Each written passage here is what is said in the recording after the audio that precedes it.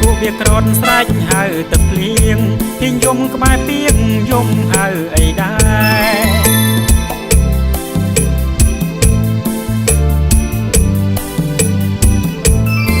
ថាកាត់ចោតតូចលួចយំក្នុងស្រែ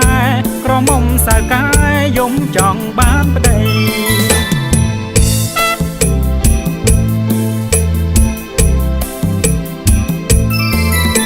ក្រត់ហើយមេឃអើយភ្លៀងចុះភ្លៀងទៅមិនខុសភ្លៀងឲ្យសាបដី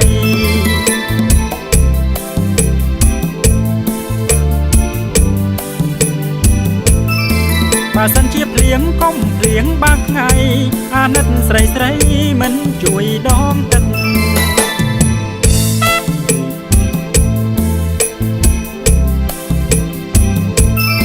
កាលពីម្សិលមួយថ្ងៃដីបែកក្រហែងដីរាំងបែកផ្សែងទាំងល្ងាចទាំងព្រឹក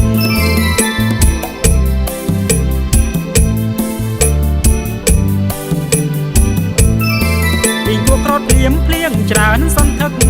ក៏លន់ក៏ក្រឹកដាំងចិត្តក្រមុំ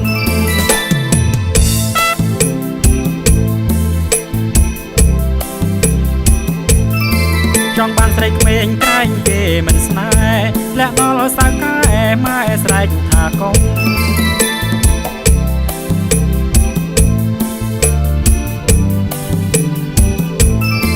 ពីងគូចាប់ក្រត់ហ៊ីងក៏ចាប់យំអាណិតរូបខ្ញុំនៅកំឡុងចាំង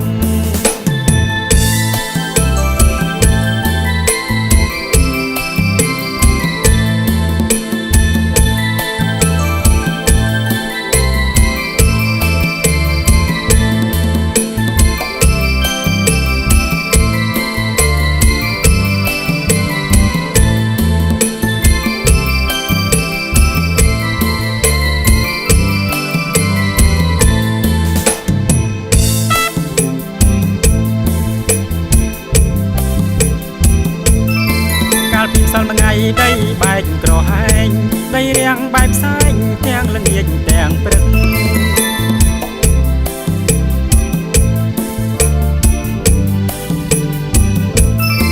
ពីគួរក្រត់ភ្លៀងភ្លៀងច្រើនសន្ធឹកក៏លន់ក៏ក្រឹកដាំងចិត្តក្រមុំ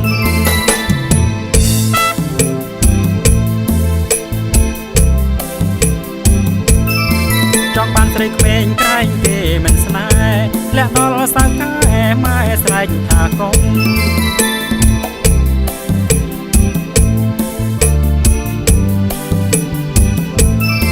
ពីងគួរចាប់ក្រត់ហ៊ីងក៏ចាប់យំ